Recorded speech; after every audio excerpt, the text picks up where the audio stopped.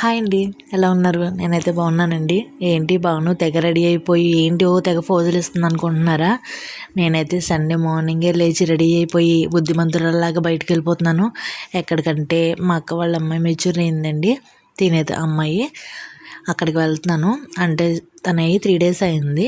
అంటే తను మెచ్యూర్ అయిన తర్వాత మేమందరం కలిసి స్వీట్ తీసుకెళ్ళామండి.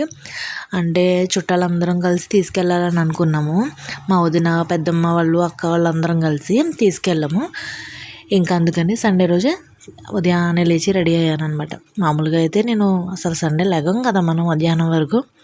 ఇంక ఈ పని ఉండడం వల్ల లేచాను అనమాట. ఇంకా వెళ్ళిన వాళ్ళకి అక్కడే భోజనాలు కూడా అరేంజ్ చేస్తుంది మా అక్క. ఇంకా పిల్లలు అందరూ అయితే లంచ్ చేసేస్తున్నారు. నేనైతే ఇంకా చిన్నగా ఒక చిన్న క్లిప్ అలా షూట్ చేసుకుంటున్నాను. ఫంక్షన్ ఉంది ముందు ముందు ఇంకా మంచి వీడియోస్ అయితే నేను ఖచ్చితంగా డెఫినెట్గా మీకు ఖచ్చితంగా చూపిస్తాను. తినైతే మా మావయ్య వాళ్ళ అమ్మాయి అండి. మా పెద్ద మావయ్య వాళ్ళ వైపు మా అత్తయ్య మీకు హాయ్ చెప్తుంది. చాలా మంచి అత్తయ్య.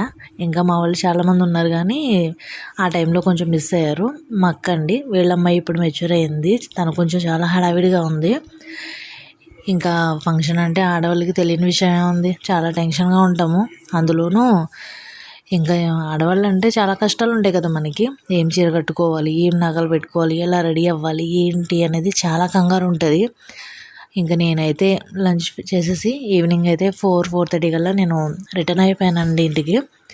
ఇంకా ఈవినింగ్ వెళ్ళేటప్పుడు వ్యూ బాగుంది కదా అని చిన్నగా అలాగా షూట్ చేశాను అనమాట. ఈ 3 డేస్ నుంచి నేను ఇంకా యూట్యూబ్ కూడా కొంచెం మిస్ అయిపోయా. ఇంకెలాంటి షార్ట్స్ పెట్టలేదు. మంచి వీడియోస్ పెడతాను. సబ్స్క్రైబ్ చేయండి.